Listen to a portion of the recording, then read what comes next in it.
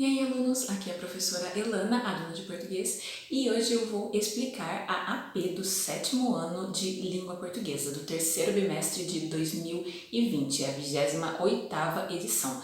Lembrando que vocês ainda estão no período de aplicação da prova, então, portanto, esse vídeo só tem explicação das questões, ele não tem respostas. Lembrando que a posição das questões muda conforme o usuário, então a sequência que eu vou colocar as questões aqui para você pode não ser a mesma que vai aparecer para você no sistema. Se você precisa de outros conteúdos também, dá uma olhada aqui na descrição, porque tem muita coisa bacana, outras playlists de vários conteúdos do canal.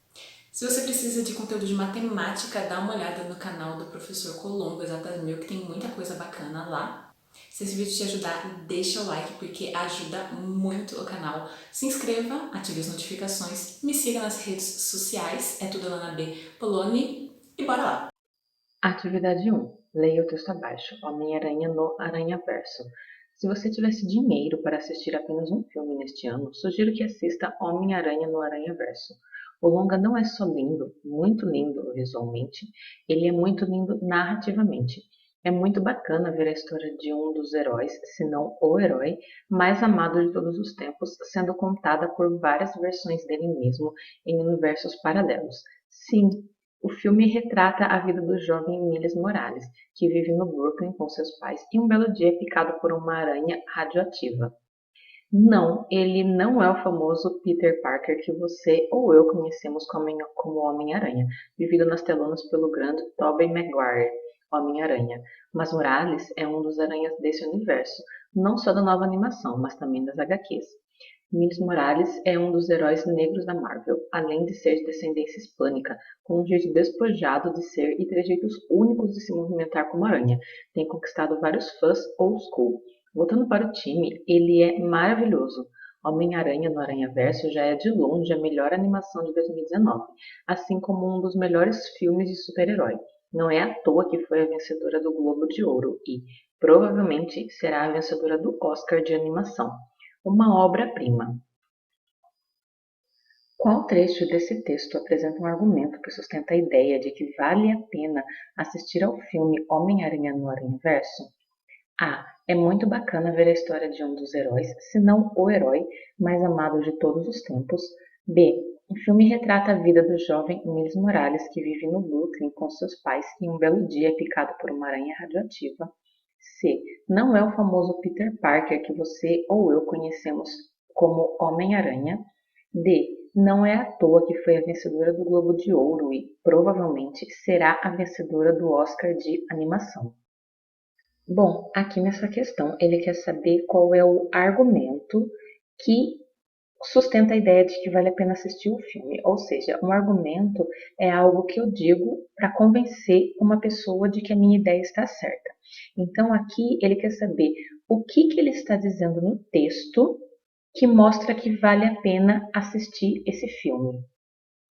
Ou seja, de todas as alternativas, qual é a alternativa que tenta convencer o leitor de que o filme é um filme que vale a pena ser assistido. Então, daí, relendo as alternativas com cuidado, e uma dica que eu dou, inclusive, se vocês estiverem de repente na dúvida entre uma alternativa e outra, é localizar essa alternativa no texto, ver o que vem um pouquinho antes dela, né, desse trechinho, ver o que vem um pouquinho depois dela, porque às vezes quando você só vê a alternativa assim solta, né, pode ser um pouquinho mais difícil de entender, mas às vezes quando você pega ela e localiza esse trecho dentro do texto, vê o que vem um pouquinho antes, vê o que vem um pouquinho depois, fica às vezes um pouco mais fácil, inclusive, de distinguir, né, qual é a correta.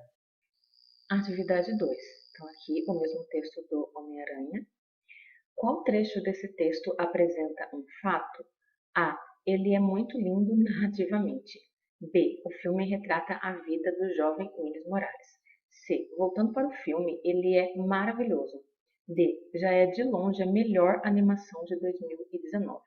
Bom, então para responder essa questão, vocês têm que saber a diferença entre fato e opinião. Então vou dar um exemplo diferente dos que tem aqui. Se eu disser, vamos supor, o ônibus escolar quebrou. Isso é um fato. Aconteceu. Estava lá andando, quebrou, consertaram ou não consertaram, todo mundo viu que quebrou, mas enfim, quebrou. É um fato. Não dá para eu contestar, né? Se viram que aconteceu, então realmente aconteceu, é um fato, eu não contesto. Agora, se eu disser, aquele ônibus escolar é muito feio, então aí já é uma opinião. É o que eu acho do ônibus escolar. Eu posso achar que é muito feio. Você pode achar que, é só um pouquinho feio. Ou então você pode achar que não, que é incrível, que é maravilhoso. Ou então você pode achar que é bonitinho.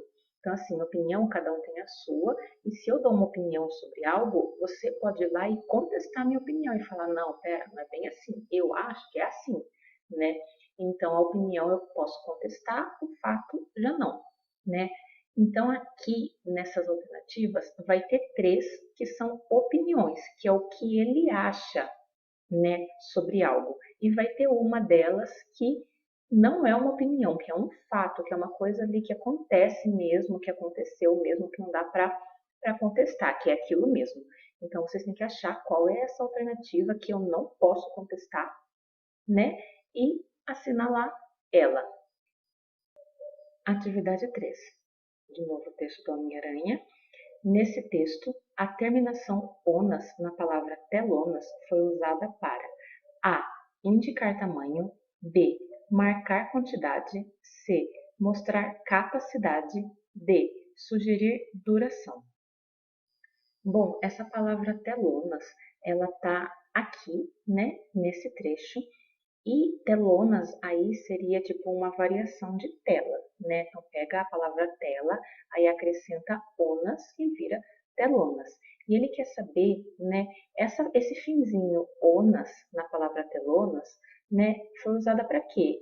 Por que que ele pegou a palavra tela, acrescentou o onas e aí transformou em telonas? Por que que ele fez isso? Foi para indicar tamanho, para indicar quantidade, capacidade ou duração, né? Então, assim, mostrando o trecho em que aparece, ele está falando, né, que não é o famoso Peter Parker, que você ou eu conhecemos como Homem-Aranha, vivido nas telonas pelo grande Tobey Maguire, Melhor Aranha, enfim.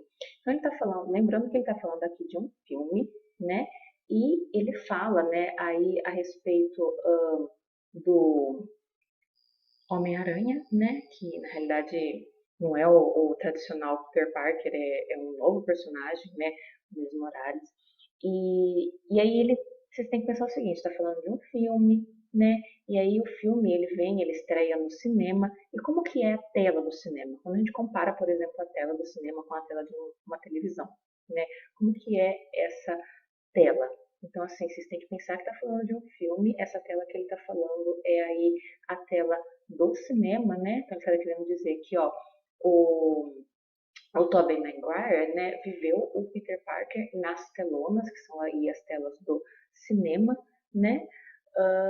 E aí vocês têm que analisar, né, comparar aí telonas aí com telas, tal, para poder entender essa questão. Atividade 4. Rumpelstiltskin. Em um reino distante havia um camponês que trabalhava moendo trigo. Ele tinha uma filha e temia por seu futuro, pois não tinha dinheiro para lhe dar uma vida melhor. O homem, então, decidiu ir ao rei dizer que sua filha tinha habilidades especiais. Disse o camponês que a filha transformava a palha do trigo que ele moía em ouro puro. O rei lhe fez uma proposta. Essa habilidade é mesmo muito especial. Traga sua filha amanhã cedo ao castelo. No dia seguinte, quando a moça chegou, o rei ficou admirado. Levou-a para um quartinho cheio de palha e disse: Ao trabalho! A moça olhou para aquela palha toda e pensou: E agora? Sentou-se num canto e começou a chorar. De repente, a porta do quarto se abriu e entrou um homem baixinho e falante. Boa tarde, minha linda menina. Por favor, diga por que estás chorando? A moça contou ao homenzinho sua história. O homem verde disse para ela se acalmar, porque poderia resolver tudo. Ele transformaria a palha em ouro em um giro. Mas a menina deveria adivinhar seu nome. A moça aceitou a oferta. O homenzinho transformou a palha em ouro puro. Então o homenzinho perguntou à moça: Qual é o meu nome? Ela não soube responder, mas pediu um prazo de 3 dias para pensar. Então ela resolveu sair do castelo e passear pela floresta. De repente, do oco de uma árvore viu uma fumaça saindo. Sua curiosidade a levou mais perto e, chegando lá, viu que era a casa do homenzinho verde, que falava em voz alta. Ela nunca adivinhará meu nome, Rumpelstiltskin. A filha do camponês gravou bem o nome dele. No terceiro e último dia do prazo, o homenzinho verde veio cobrar a moça. Ele perguntou a ela: Então, moça, qual é meu nome? Ela disse: Rumpelstiltskin. O homenzinho verde disse: Quem te contou? E desapareceu como fumaça. A apresentação desse texto é feita a partir da A. Avaliação do narrador sobre os acontecimentos. B. Descrição do cenário e dos personagens principais. C. Passagem do tempo em que acontece a história. D. Sequência de fatos e caracterização do narrador. Bom, essa questão ela é uma questão bem difícil, inclusive, para sétimo ano, mas eu vou comentar, então, alternativa por alternativa, explicando o que é que quer dizer, para que vocês possam aí, né, refletir sobre isso. Então, ó, o que ele está perguntando? Como que esse texto é trazido para o leitor? Como que essa história é contada para o leitor? Né? No que está sendo focado aí nessa história, né? Para trazer essa história para o leitor, como essa história é trazida para o leitor. Então, assim, ó, mulher apresentada essa história. Avaliação do narrador sobre os acontecimentos. O narrador dessa história, ele está avaliando os acontecimentos, ele está comentando os acontecimentos, ele está dando a opinião dele, né? Então, um narrador que avalia os acontecimentos é um narrador que vai estar ali comentando, dizendo o que ele acha, né? Colocando, assim, alfinetadas, ironias. De alguma maneira, ele vai estar comentando o que aconteceu, né? Avaliando ali o que aconteceu. B. Descrição do cenário e dos personagens principais. Essa história está focando em descrever o cenário, né? Em descrever ali a sala com palha, em descrever aí a casa do homenzinho, né? Tá focando em descrever também os personagens, em falar como que era a moça, em falar como era o homenzinho, né? Como era o pai da moça, enfim. C. Passagem do tempo em que acontece a história. Essa história está focando na passagem do tempo, está focando em quanto tempo se passou entre um acontecimento e outro. D. Sequência de fatos e caracterização do narrador.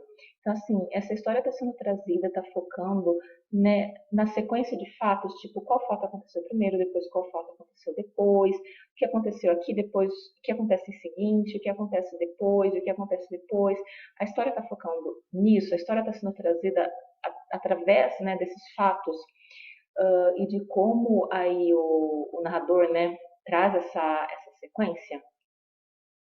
Lembrando, né, que a gente está falando também de um texto que é um texto narrativo, né, que vai falar aí de uma série de acontecimentos fictícios, né, que ocorreram aí nesse universo criado aí pelo narrador. Atividade 5. O galo e a pedra preciosa. Um galo que procurava, ciscando no terreiro, alimento para ele e sua galinha, sem querer acaba por encontrar uma pedra preciosa de grande beleza e valor. Mas, depois de observá-la e examiná-la por alguns instantes, se volta e comenta desolado: Ora, ora, se ao invés de mim teu dono tivesse te encontrado, ele de certo não iria se conter diante de tamanha alegria. No entanto, eu te achei e de nada me serves. Antes disso, preferia ter encontrado um simples grão de milho, ao invés de todas as joias do mundo. Moral da história: é a utilidade que determina o real valor de todas as coisas. Esse texto é A. Um bilhete, B. Um diário, C. Uma fábula, D. Uma piada. Bom, aqui então, para responder essa questão, eu vou comentar rapidinho, né, o que é cada um desses gêneros textuais. Um bilhete é aquele textinho rapidinho e tal, que você escreve para alguém, né, para passar ali uma mensagem, né, se comunicar com uma pessoa. Um diário é aquele texto, aquele livrinho onde você vai, tipo, uh, confidenciar, vai falar de acontecimentos mais íntimos seus. Fábula é um tipo de texto que vai ter animais como personagens e que vai passar aí um ensinamento, tem o objetivo de passar um ensinamento para o leitor.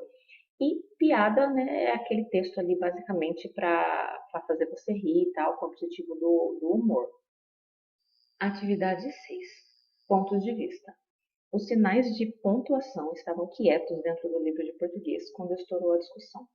Esta história já começou com um erro, disse a vírgula. Ora, por quê? Perguntou o ponto de interrogação. Deveriam me colocar antes da palavra quando, respondeu a vírgula. Concordo, disse o ponto de exclamação. O certo seria: os sinais de pontuação estavam quietos dentro do livro de português, quando estourou a discussão. Viram como eu sou importante? Disse a vírgula. Eu também, comentou outra versão. Eu logo apareci para o leitor saber que você estava falando. E nós, protestaram as aspas, somos tão importantes quanto vocês. Tanto que, para chamar a atenção, já nos puseram 2 vezes nesse diálogo. O mesmo digo eu, comentou o dois pontos. Apareço sempre antes das aspas e do travessão. Estamos todas a serviço da boa escrita, disse o ponto de exclamação. Nossa missão é dar clareza aos textos. Se não nos colocarem corretamente, viram uma confusão como agora. Às vezes podemos alterar todo o sentido de uma frase, disseram as reticências, ou dar margem para outras interpretações. É verdade, disse o ponto. Uma pontuação errada muda tudo. Pois eu estou presente desde o comecinho, disse o travessão. Tem hora em que, para evitar conflitos, não basta um ponto, nem uma vírgula. É preciso os dois, disse o ponto e vírgula. E aí entro eu. O melhor mesmo é nos chamarem para trazer paz, disse a vírgula. Então, que nos usem direito, disse o ponto final. E pôs fim à discussão.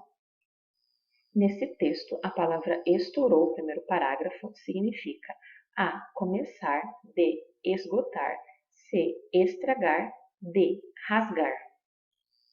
Bom, voltando então aqui para o primeiro parágrafo, a gente vê que ele fala que os sinais de pontuação estavam quietos dentro do livro de português quando estourou a discussão. Então, eles estavam lá de boa, tranquilinhos, e de repente vem, surge aí essa discussão. Então, ele quer saber, qual é o significado dessa palavra estourou dentro desse contexto em específico. Atividade 7. Então, no mesmo texto da pontuação, nesse texto, no trecho ou dar margem para outras interpretações, 11º parágrafo, a palavra destacada estabelece uma relação de A. Alternância, B. Conclusão, C. Explicação, D. Oposição. Nessa questão, ele quer saber o que essa palavra ou desse trecho está indicando dentro desse trecho. Então, assim, quando a gente volta ali para o texto, a gente vê que ele fala assim, às vezes é a reticências que está falando, Às vezes podemos alterar todo o sentido de uma frase ou dar margem para outras interpretações. Então, aqui a gente está vendo que ela está mostrando 2 possibilidades que as reticências podem fazer.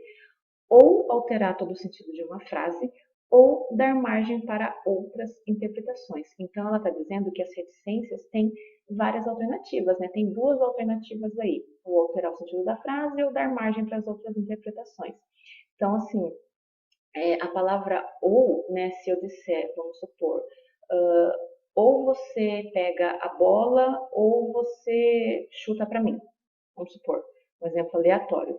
Eu estou dizendo que você tem 2 alternativas, Você pode ou fazer uma coisa ou outra, Então, daí se eu trocar aí essa palavra alternativa por outra palavra, que vai indicar aí, qual é o sentido de ou nesse trecho, por qual palavra eu poderia trocar, alternativa? Alternância, conclusão, explicação ou oposição?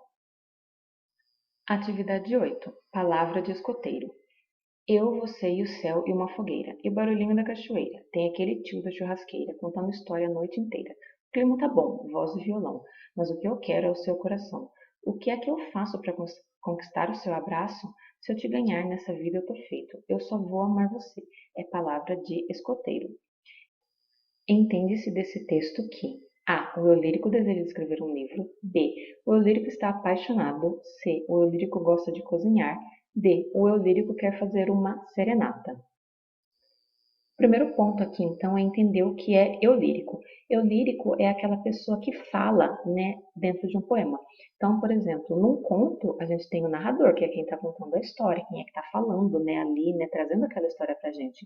Dentro de um poema, a gente tem o eu lírico, que é quem está falando naquele poema, que é quem está trazendo aquele poema para a gente, que é quem está ali falando dos sentimentos, das emoções, o que quer que ele esteja falando ali naquele poema, é o eu lírico, chama de eu lírico.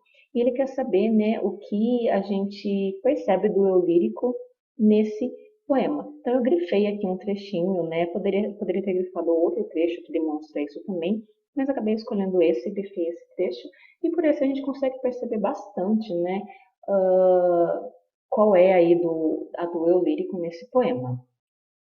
Atividade 9. Sonic, o filme, Marcelo S. Meu primeiro videogame foi um Mega Drive 2 comprado em 92 pelo meu pai. Fomos na loja e quando olhei para a caixa preta com um bicho azul com um dedo em riste, falei: é esse que eu quero. Da primeira vez que eu fiz andar com o controle em diante, já me apaixonei e me tornei fã. E nisso lá se vão 28 anos jogando, assistindo e consumindo o universo do personagem. Depois de anos, finalmente um estúdio resolve fazer o filme do personagem. E por mais que tenha demorado, acredito que o filme veio na hora certa, com as pessoas certas, que são fãs, com o roteiro certo, na época nerd certa. É claro que de início foi esquisito ver aquela primeira encarnação do Sonic no trailer. Todo grandão, esquisito, olhos e boca bem grotescos, uma forma diferente.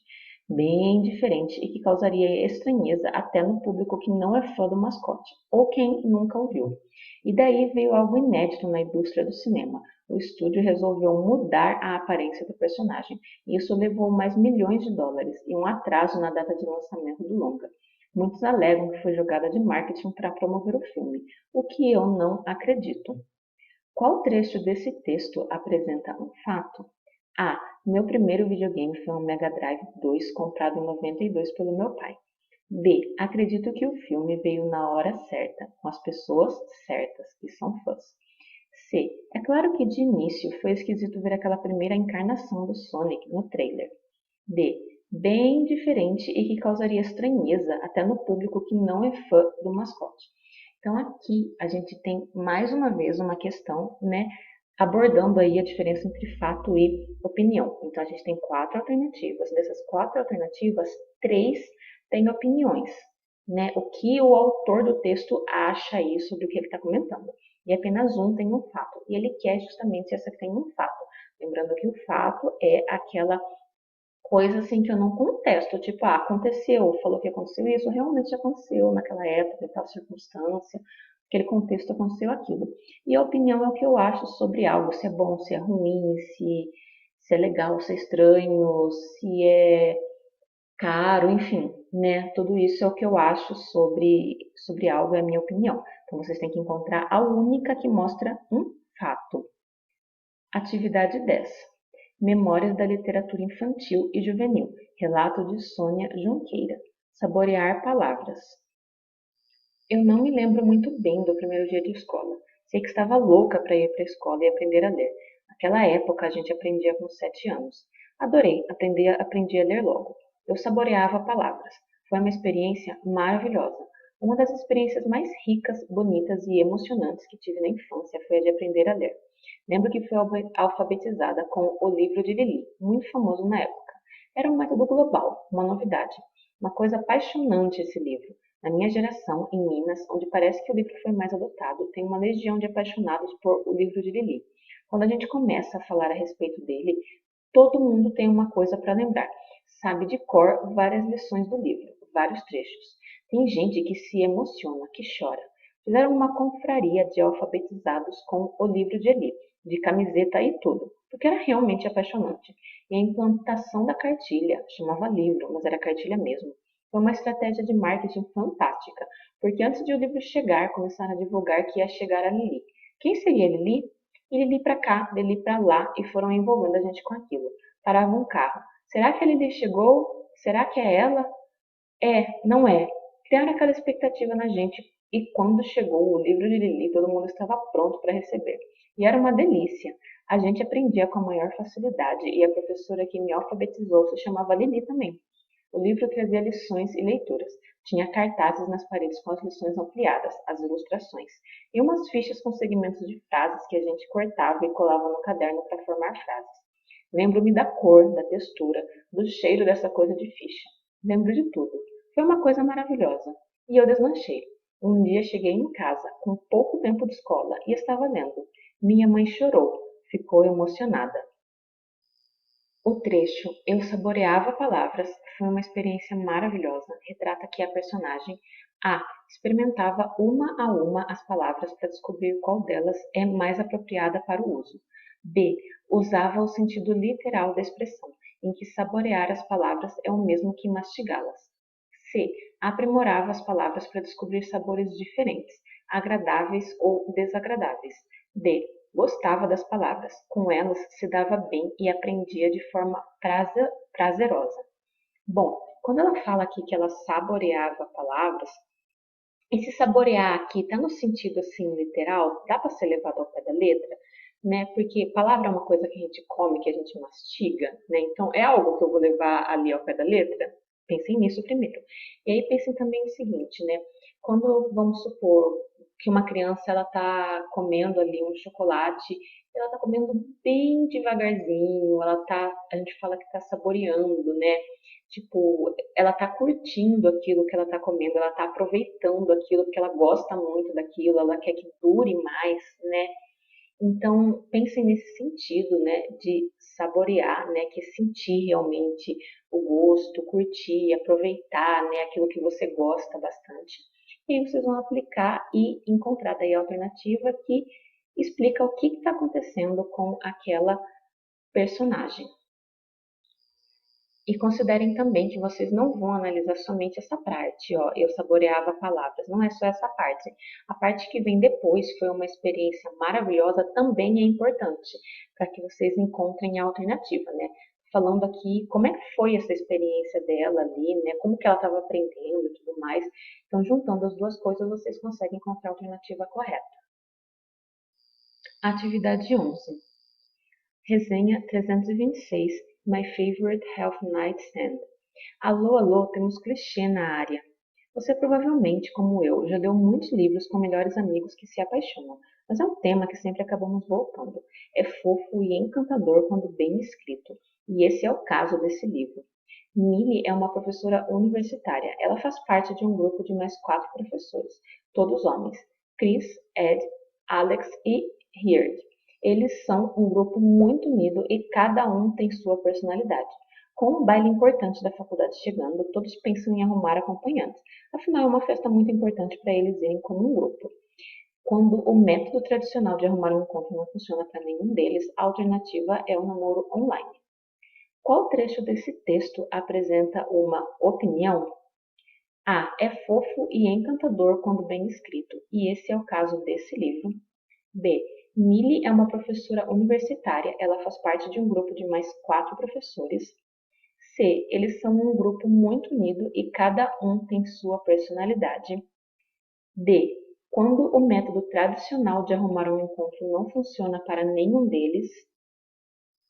Então aqui a gente tem mais uma questão que está comparando aí fato e opinião. Então a gente tem 4 alternativas, dessas 4 alternativas, 3 vão ter fatos e apenas uma questão, uma alternativa vai ter uma opinião. É essa que vocês têm que encontrar. Lembrando que a opinião é aquilo que eu acho, é o que eu penso sobre algo que outra pessoa pode pensar diferente. E fato é uma coisa que simplesmente não dá para contestar. Então encontrem aí a alternativa que está dizendo o que está falando mesmo a opinião que a pessoa acha sobre aquilo, né? E que de repente você poderia não concordar. Atividade 12. O mistério da maçã. Kátia Regina. Vermelhas, cascas vivas, brilhantes. Isso mesmo, estou falando de maçãs. Segundo minha avó, elas limpam os dentes e têm gosto de tomate. Nunca senti semelhante gosto, mas uma coisa é certa: tomate e maçã são frutas. Voltando à fruta que encantou Branca de Neve, peguei uma do cesto que fica bem no meio da mesa da cozinha. Linda. Mordi. Decepção. Estava estranhamente podre. Por quê? Fui em busca de respostas. Recorri a meu pai, químico de formação. Ele me explicou que perto das sementinhas tem espaços vazios, localização propícia para a instalação de fungos. Disse-me que em época de chuva, por exemplo, a água penetra pela superfície da fruta, vai até o bulbo e essa umidade é um prato cheio para a formação de micro-organismos, fazendo com que a suculenta maçã apodreça de dentro para fora. Isso justifica sua falsa aparência saudável. Por fora, bela viola. Por dentro, pão bolorento. O texto O Mistério da Maçã traz como assunto principal o A. Aparecimento de micro-organismos na maçã em épocas chuvosas. B. Apodrecimento de dentro para fora de maçãs atingidas por fungos. C. Fungo da maçã responsável pela intoxicação de Branca de Neve. D. Vermelho vivo da maçã e seus benefícios à saúde dos humanos. Percebam então que nesse texto ele faz toda uma introduçãozinha, né? E o título do texto é O Mistério da Maçã, então vai querer falar sobre algo que acontece com a maçã, que no caso aí foi misterioso. Ele faz toda uma introdução e depois ele fala do dia que mordeu a maçã que estava linda por fora e depois que mordeu descobriu que ela estava podre. E aí ele vai explicar, né, por quê, né? Por que ela estava podre? O que aconteceu que essa maçã que estava bonita por fora, de repente por dentro estava podre, né? Por que que ela apodrece de dentro para fora, né? E aí a gente vai ter a explicação do porquê que isso acontece. Então, focando nisso, vocês vão encontrar qual é a alternativa que traz o assunto principal do texto. Atividade 13. Uma casa para compartilhar. Um veado que andava pela campina, muito cansado, resolveu procurar um lugar para fazer uma casa. Faz tempo que procura um lugar para morar. Há de ser aqui. A onça também andava pela campina e pensou: estou cansada de tanto caminhar, preciso fazer a minha casa, e vai ser aqui mesmo. Por coincidência, era o mesmo lugar que o veado tinha escolhido. No dia seguinte, o veado voltou, capinou e roçou o lugar. Deixou o terreno bem limpinho. No mesmo dia, mais tarde, veio a onça e se espantou. Nossa, Tupã está me ajudando. O terreno já está limpinho. Ela enterrou no chão madeiras para armar a casa. No outro dia, veio o veado e disse: Nossa, Tupã está me ajudando. E cobriu a casa e fez 2 quartos, um para ele e outro para Tupã. No mesmo dia, mais tarde, veio a onça, que, achando a casa pronta, resolveu se mudar logo. Ocupou um dos quartos e foi dormir. Ainda no mesmo dia, voltou o veado. Ocupou o outro quarto e foi dormir. Na manhã seguinte, os dois acordaram e levaram um baita susto. Então, era você que estava me ajudando? Perguntou a onça. Ou era você que estava me ajudando? Devolveu o veado. Achando graça da situação, a onça e o veado decidiram morar juntos. Nesse texto, o autor organiza o tempo da narrativa de acordo com a. Ações que já aconteceram. B. Antecipação dos acontecimentos. C. Lembranças do narrador. D. Retomada de fatos históricos. Bom, aqui nessa questão, ele quer que vocês respondam, né, como é que está o tempo da narrativa. Então, percebam primeiramente que dentro dessa narrativa os verbos estão no passado, né? Ela enterrou, veio, disse, cobriu, fez e assim por diante. Então, são todos verbos que estão no passado. Pensem nisso primeiramente. E aí vocês têm que dizer, as ações já aconteceram? Ou então o tempo dessa narrativa é o de antecipação dos acontecimentos? Antecipação é de antecipar. Então, quando ele fala de antecipação dos acontecimentos, ele está falando o seguinte: ele está falando de ações que não aconteceram ainda e que vão acontecer no futuro. Então, todas essas ações aqui que ocorreram no texto, na letra B, ele quer dizer, essas ações ainda vão acontecer? É isso que ele está perguntando aqui. Na C, lembranças do narrador, então tudo isso que ele está contando aqui são coisas que o narrador viveu e está lembrando. E D, retomada de fatos históricos. Tem algum fato histórico aqui? Né? Então pensem nisso para encontrar a resposta. Atividade 14. A garota das laranjas. Jostein Garber. Mas não foram as laranjas que me chamaram a atenção, e sim a moça que as carregava. Vi imediatamente que ela tinha uma coisa muito especial, algo insondavelmente mágico e encantador. Além disso, percebi que estava olhando para mim, que de certo modo havia me escolhido entre todos os passageiros que se acotovelavam no bonde, e, no decorrer de um único segundo, foi como se nós dois tivéssemos firmado uma espécie de aliança secreta. Logo que entrei, ela cravou os olhos em mim. E talvez eu tenha desviado a vista. É bem possível que sim, porque naquele tempo eu era irremediavelmente tímido. Mesmo assim, recordo que, no breve trajeto do bonde, tive certeza absoluta de que nunca mais esqueceria aquela garota. Não sabia quem era nem como se chamava, mas bastou um olhar, o primeiro olhar, para que ela passasse a ter um poder incrível sobre mim. Pela leitura do trecho do romance, a garota A. vendia laranjas no mercado da cidade. B. despertou uma paixão à primeira vista. C. atraía os olhares de todos os passageiros do bonde. D. transformou a vida das pessoas apesar de sua timidez. Então aqui ele quer saber o que a gente pega aí da leitura desse texto. Então percebam que ele está falando, né, de um momento em que ele está ali no bonde e ele vê uma menina com laranjas, mas o foco todo, né, do texto tá nos olhares que ele cruza e no olhar que ele cruza com essa menina e no efeito que isso tem nele, né? Então ele fala que é como se ela tivesse escolhido ele entre todos os passageiros, né? E aí nesse momento de troca de olhares ele fica assim encantado com a menina. Ele diz que nunca mais vai esquecer ela. E aí, então, baseado nisso tudo, né, vocês têm que ver, né, o que a garota fez aí dentro desse trecho. Atividade 15. Friends, Júlio César P. O melhor sitcom de todos os tempos. A produção é simples e não conta com manobras mais elaboradas de roteiro. Poucas vezes saem dos espaços habituais e não são feitos maiores gastos com ambiente. As histórias também não são tão elaboradas como pode ser visto em How I Met Your Mother ou mesmo em Modern Family, ambas sitcoms excelentes. O que faz Friends ser lendária, então? Simples, seus 6 personagens. Sitcom, abreviatura da expressão inglesa situation comedy, comédia de situação em tradução livre, é um estrangeirismo usado para designar uma uma série de televisão com personagens comuns. Nesse texto, no trecho, e não conta com manobras mais elaboradas de roteiro, a palavra destacada foi usada para a. Apontar que a série tem cenas de ação. B. Destacar a performance dos personagens. C. Indicar a quantidade de atores no elenco. D. Reforçar que o enredo da série é objetivo. Quando ele fala aqui de manobras de roteiro, né, esse manobras, ele não está no sentido literal, no sentido mais óbvio de manobras, né? Não é aquele sentido de tipo pegar o carro, manobrar, fazer um monte de coisa mirabolante com o carro, então manobrar o carro para entrar na baliza. Não é manobra nesse sentido que ele está falando, né?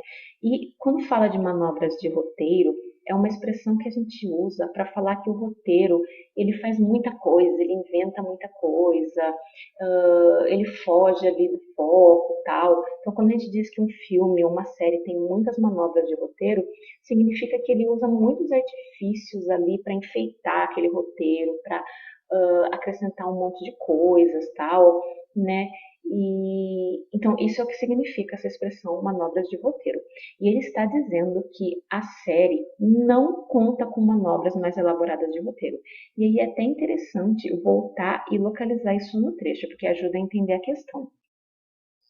Olha o que ele fala, que a produção é simples, que não tem manobras elaboradas de roteiro, que eles pouco saem dos espaços habituais, ou seja, que é uma série simples, que é uma série ali sem muita coisa, sem muito enfeite, né, que é mais direta, assim, mais focada ali naquelas situações que aqueles personagens vivem, tá?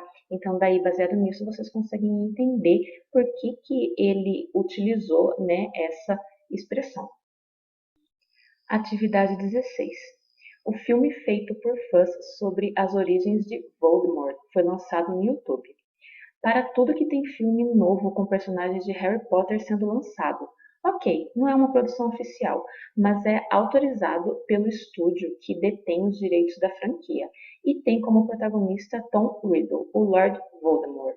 Estamos falando de Voldemort, Origins of the Heir, que a gente já falou sobre no ano passado. Como indica o título, o filme mostra um pouco de como Tom Riddle se tornou o vilão que todos conhecemos, baseado no material original, claro. O projeto foi feito por fãs muito dedicados de Harry Potter, que arrecadaram fundos por meio de financiamento coletivo, não a fins lucrativos, pois foi essa a condição para o filme sair. Hoje mesmo, Voldemort, Origins of the Heir foi lançado na internet. O melhor? Tem legenda em português para todo mundo poder assistir. Voldemort, personagem fictício da série de filmes e livros Harry Potter. Em qual trecho desse texto há uma marca típica de linguagem informal? A.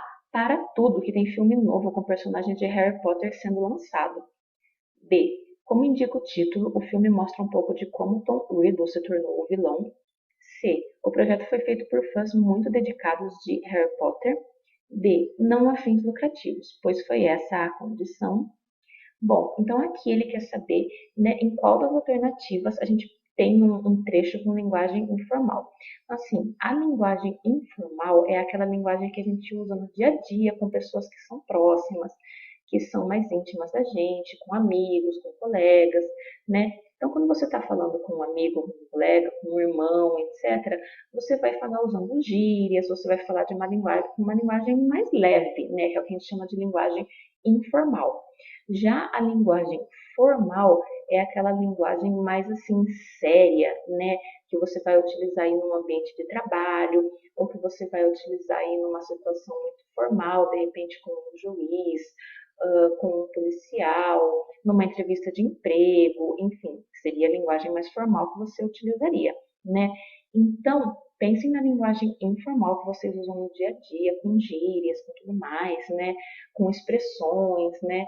E aí vocês vão ter que procurar nas alternativas qual dessas que tem uma linguagem ali mais informal, uma linguagem que assim vocês usariam para falar desse filme, tá? Para um colega. Vamos supor que vocês gostem muito de Harry Potter e vocês queiram falar para um colega sobre esse filme, né?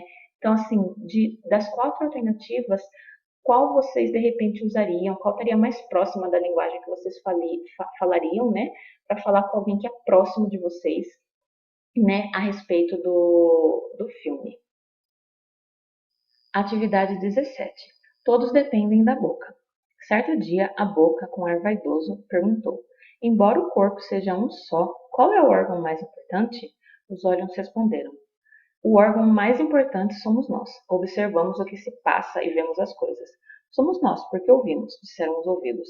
Estão enganados. Nós é que somos mais importantes porque agarramos as coisas, disseram as mãos. Mas o coração também tomou a palavra. Então e eu? Eu é que sou importante. Faço funcionar todo o corpo. E eu trago em mim os alimentos, interveio a barriga. Olha, importante é aguentar todo o corpo como nós, as pernas, fazemos. Estavam nisto quando a mulher trouxe a massa, chamando-os para comer. Então os olhos viram a massa, o coração emocionou-se, a barriga esperou ficar farta, os ouvidos escutavam, as mãos podiam tirar bocados, as pernas andaram. Mas a boca recusou comer e continuou a recusar. Por isso, todos os outros órgãos começaram a ficar sem forças. Então a boca voltou a perguntar: Afinal, qual é o órgão mais importante no corpo? És tu, boca, responderam todos em coro. Tu és o nosso rei. Essa história termina quando A barriga diz que carrega os alimentos. B. A mulher convida a todos para comer a massa. C. Os olhos concluem sobre sua importância. D. Os órgãos respondem em coro quem é o rei. Então aqui basicamente ele quer saber quando que a história termina, né? Então vocês têm que ler aqui o finalzinho do texto, que é esse trechinho aqui. Então, relendo esse trecho, né, que é o fim do texto, que é quando a história termina, vocês conseguem encontrar a resposta. Questão 18. Adoro as plantas. Algumas pessoas são como as plantas. Existem pessoas, orquídeas, belas e delicadas. Os cactos fortes, resistentes e cheios de espinhos. As rosas, que são belas, mas que também que também podem ferir. Quero ser como o alecrim, que onde toca deixa seu perfume. Esse texto é A. Um cartaz de filme. B. Um conto. C. Uma fábula. D. Uma história em quadrinhos. Então aqui ele só quer saber qual é o gênero textual, né, desse texto. Acredito que seja a questão aí mais fácil de toda a prova. Então é só marcar, né, a alternativa que mostra que tipo de texto que é esse. Atividade 19. Cães e gatos. Carlos Ruas. Se eu te mordo, é porque eu te amo. Entende-se desse texto que A. Os cachorros não demonstram amor. B. Os cachorros são bravos. C. Os gatos demonstram amor de forma diferente. D. Os gatos não amam ninguém. Então aqui basicamente ele quer a interpretação, né, do quadrinho. Então assim, a gente tem, né, o gatinho todo felizinho, com o coraçãozinho na cabeça, tal, né? Ele mordeu o cachorro tá lá, tipo, pô, me mordeu, né? De ver aí o machucado do cachorro, e o gato tá lá, tipo, todo contente, assim, ah, não, eu mordi porque eu te amo, é assim que eu mostro que eu te amo, né? Então, baseado nisso, vocês vão marcar a alternativa que vocês acham que está interpretando corretamente o texto. Atividade 20. Menino de 8 anos espalha desenhos em postes de Blumenau em busca de gata fujona. Dezenas de cartazes de procurado com um desenho à mão livre de um gato alaranjado chamaram a atenção dos moradores do bairro Água Verde, em Blumenau, no Vale do Itajaí. Um deles ganhou repercussão nas redes sociais depois que uma adolescente registrou em foto o anúncio feito pelo pequeno João Eduardo, de 8 anos, para pedir ajuda aos vizinhos para encontrar a Lola. O animal desapareceu na noite de sábado, 27, e até esta terça-feira, 29, não foi encontrado. A estudante Ana Lúcia Fagundes, de 17 anos, conta que estava passando pela rua e ficou sensibilizada ao se deparar com o registro feito com caneta e lápis de cor. Foi quando resolveu fazer uma foto do cartaz para postar nas redes sociais com o objetivo de ampliar o alcance do apelo, já que participa de grupos relacionados à proteção de animais e de fotografia. Conclui-se desse texto que A. Ana Lúcia ajudou a fazer os cartazes. B. Ana Lúcia deseja adotar uma gata. C. João Eduardo faz aulas de desenho. D. João Eduardo quer encontrar sua gata. Então, essa questão é bem tranquila também, né? Basicamente, a interpretação aí do texto, né? Que fala que o menino, João Eduardo, ele perdeu a gatinha Lola e aí ele fez um desenho, né? E da gatinha colou ali nos postes para poder encontrar a gata que se perdeu. Então, baseado nisso que o texto fala, né? Vocês vão encontrar qual é a alternativa correta. Atividade 21. O urso e as abelhas. Êxopo. Um urso procurava por entre as árvores pequenos frutos silvestres para sua refeição matinal, quando deu de cara com uma árvore caída, dentro da qual um enxame de abelhas guardava seu precioso favo de mel. O urso, com bastante cuidado, começou a farejar em volta do tronco, tentando descobrir se as abelhas estavam em casa. Nesse exato momento, uma das abelhas estava voltando do campo, onde fora coletar néctar das flores, para levar à colmeia, e deu de cara com um matreiro e curioso visitante. Receosa do que pretendia o urso fazer em seguida, ela voou até ele, deu-lhe uma ferroada e desapareceu no oco da árvore caída. O urso, tomado de dor pela ferroada, ficou furioso e incontrolável. Pulou em cima do tronco com unhas e dentes, disposto a destruir o ninho das abelhas. Mas isso apenas o fez provocar uma reação de toda a colmeia. Assim, ao pobre urso só restou fugir o mais depressa que pôde em direção a um pequeno lago, onde, depois de nele mergulhar e permanecer imerso, finalmente se pôs a salvo. Moral da história: é mais sábio suportar uma simples provocação em silêncio que despertar a fúria incontrolável de um inimigo mais poderoso. Quem conta a história é A. O urso, B. A abelha, C. O narrador, D. O visitante. Bom, aqui a gente tem um texto, né, uma fábula aí que tem esse nome, né, do urso e das abelhas, e percebam que o urso está sendo falado sobre o urso, depois está sendo falado sobre a abelha, né, então, sobre o visitante, né, que no caso era o urso, está falando sobre eles. Então, o que vocês têm que observar é o seguinte, né, tá falando sobre eles ou são eles que estão falando de si próprio, né, para encontrar quem é que está contando a história. Então, é alguém que está falando aí de si próprio ou é um narrador, assim, que de fora está contando o que aconteceu com esses animais. Pensem também, né, que o texto é uma fábula e aí vocês pensam como que é o foco narrativo da fábula, né? São textos em primeira pessoa, são textos em terceira pessoa, né, em que um narrador está contando aí o que está acontecendo com os personagens. Então, pensando em tudo isso, vocês conseguem descobrir quem é que está contando essa história. Atividade 22. Pássaro carniceiro. Basta um animal morto aparecer e lá está o urubu. Essa ave que se alimenta de carne podre pode ser bem nojenta, mas é muito importante para o meio ambiente. Ela ajuda a manter a natureza limpinha. Ao contrário de aves de rapina, como as águias, as garras do urubu não servem para caçar. Por isso, o seu cardápio inclui bichos que já foram atacados e imobilizados por outros predadores. Apesar de a refeição normalmente incluir animais mortos e em decomposição, o urubu prefere carnes mais fresquinhas.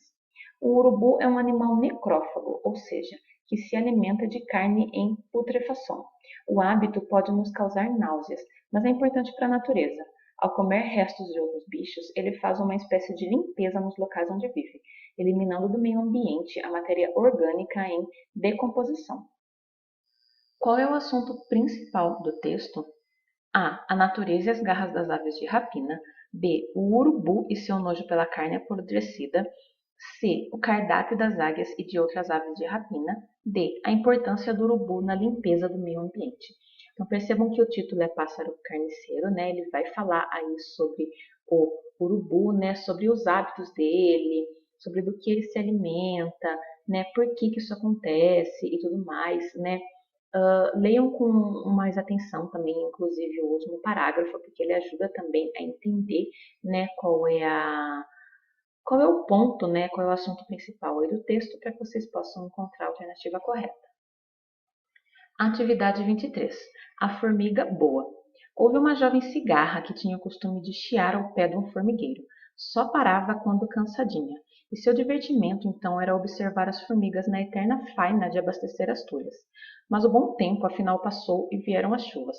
Os animais todos, arrepiados, passavam o dia cochilando nas tocas. A pobre cigarra, sem abrigo em seu galinho e metida em grandes apuros, deliberou socorrer-se de alguém. Manquitolando, com uma asa a arrastar, lá se dirigiu para o formigueiro. Bateu. Tique, tique, tique. Aparece uma formiga friorenta, embrulhada num chalinho de paina. Que quer? Perguntou, examinando a triste mendiga suja de lama e a tossir. Venho em busca de agasalho. O mau tempo não cessa e eu... A formiga olhou-a de alto a baixo. E que fez durante o bom tempo que não construiu sua casa? A pobre cigarra, toda tremendo, respondeu depois de um acesso de tosse. Eu cantava, bem, sabe? Ah, exclamou a formiga, recordando-se. Era você então que cantava nessa árvore enquanto nós labutávamos para encher as tulhas? Isso mesmo, era eu. Pois entre, amiguinha. Nunca poderemos esquecer as boas horas que sua cantoria nos proporcionou. Aquele chiado nos distraía e aliviava o trabalho. Dizíamos sempre: que felicidade ter como vizinha tão gentil cantora! Entre, amiga, que aqui terá cama e mesa durante todo o mau tempo. A cigarra entrou, sarou da tosse e voltou a ser a alegre cantora dos dias de sol. Assinale a alternativa em que o fragmento transcrito é uma fala de personagem em discurso direto. A. Os animais todos, arrepiados, passavam o dia cochilando nas tocas. B. Aparece uma formiga friorenta embrulhada num chalinho de paina. C. E que fez durante o bom tempo que não construiu sua casa? D. A cigarra entrou, sarou da tosse e voltou a ser a alegre cantora dos dias de sol. Então aqui ele quer saber qual alternativa mostra que um personagem está falando em discurso direto. Primeiro, o que é discurso direto? Discurso direto é quando eu coloco a fala de um personagem dentro de um texto exatamente da maneira que o personagem falou, igualzinho. Então, sem assim que o narrador fale por ele, nem nada. É exatamente o personagem falando, igualzinho o jeito que ele falou. E aí, quando o discurso direto aparece, a gente tem, né, o narrador ele vai dizer fulano disse, ou então fulano perguntou, e aí dois pontos, e logo abaixo vai vir a fala desse personagem, né? Essa fala desse personagem vai estar aí bem separada aí da fala do narrador. Então, além de dois pontos e de verbos como disse, perguntou, respondeu, falou e etc., a gente também tem que essa fala desse personagem vai ser introduzida ou por travessão ou por aspas. Então, são marcas muito claras de que a fala do personagem está em discurso direto, ou travessão ou as aspas. Então, vocês têm que encontrar aqui, das quatro alternativas, qual é aquela que tem essa fala desse personagem aí em discurso direto. Então, três alternativas vão ser aí passagens em que o narrador está contando o que está acontecendo. E uma alternativa vai ser aí a fala do personagem sendo colocada aí de maneira direta. É essa que vocês têm que encontrar. Atividade 24. Você tem certeza de que não está na história errada? Considerando a situação comunicativa desse texto, pode-se afirmar que a sua finalidade é a. Ensinar uma história, b. Divulgar uma informação, c. Vender um produto, d. Divertir os leitores. Então a gente vê aí, né, uma historinha aí, né, da Turma da Mônica. Então a gente tem aí o Cascão, né? E a gente tem dois porquinhos e aí fugindo do lobo. Então a gente vê que é uma referência à história dos três porquinhos. E como o Cascão ele é porquinho sujinho, né, não gosta de tomar banho, então ele tá aí sendo parte de um dos três porquinhos. E aí um porquinho pergunta: "Ah, você tem certeza que você não tá na história errada? Tipo, não, era pra estar um porquinho de verdade aqui, né? E não você que aqui no lugar, né? Então tem toda essa brincadeira e tudo mais. E o que a questão quer saber é qual é a finalidade desse texto. O objetivo é ensinar uma história? É mostrar uma informação para o leitor? É vender um produto ou é simplesmente ser uma historinha bacana, divertida e para entreter os leitores? Atividade 25. Canção de muito longe. Foi por causa do barqueiro e todas as noites, sobre o velho céu arqueado de bugigangas, a mesma canção jubilosa se erguia. A canoa virou. Quem fez ela virar? Uma voz perguntava. Os luares estáticos, a noite parada. Foi por causa do barqueiro que não soube remar. Foi por causa do barqueiro há um emprego do hífen separando as sílabas. A canoa virou há a repetição de uma letra e a junção das palavras. Esses recursos A. Imitam o canto de alguém. B. Destacam os luares estáticos. C. Representam a noite parada. D. Aludem à escuridão da noite. Percebam então, né, que a gente tem um poema que se chama, inclusive, Canção de Muito Longe, né? E ele vai fazer aí o poema e dentro do poema ele vai fazer aí algumas referências, né, a essa música ali, né, da canoa que virou, né? A canoa virou por deixar ela virar, né? Eu não lembro exatamente da música, mais ou menos esse é o ritmo, acho que até cantei na sequência errada de versos, mas enfim. Só para lembrar para vocês que o poema está fazendo referência aí a uma canção, né? Então tem vários trechos em que eles são assim, tipo, trechos aí do autor mesmo, e tem outros trechos que são as referências aí à música, né? E ele está falando desses dois trechos, foi por causa do barqueiro, né, que está separado com hífen, e esse outro trecho, a canoa virou. Inclusive, nesse trecho, a canoa virou, ele repete os os, né? Então, tipo, é a canoa virou, né? E ele quer saber por que ele utilizou isso. Foi para imitar o canto de alguém? Foi para destacar luares, para representar a noite ou para aludir a escuridão da noite? Então, ele quer saber por que ele usou esses recursos, né? Aí, nesses trechos. Atividade 26. Vida de cachorro. Quando a noite está bonita e a lua cheia, adoro ficar sentado na varanda. Solto um uivo bem longo, que chega até a lua. Ou melhor, se chega até a lua, eu não sei. Mas até a janela dos vizinhos vai sim, porque volta e meia eles acordam e gritam, irritados. Fica quieto, sirene de pelúcia. A fala fica quieto, sirene de pelúcia foi dita A. Pelo cachorro. B. Pela lua. C. Pelos vizinhos. D. Pelo narrador. Bom, aqui ele quer saber quem é que falou essa fala, né, que é a única fala do texto, quem é que disse isso. Então, para descobrir quem é que disse isso, a gente tem que voltar um pouquinho, né, no que vem antes da fala, e a gente vai ver aqui, né, sendo anunciado quem é que falou esse trecho. Então, é só ler o que tem antes que vocês conseguem descobrir quem foi que disse. Bom, pessoal, terminamos então essa AP. Me dá um salve ou um oi aqui nos comentários, me fala o que você achou. Se esse vídeo te ajudou, se você aprendeu, deixa aquele like e compartilha com os amigos também para ajudar eles. É isso, até a próxima. Tchau!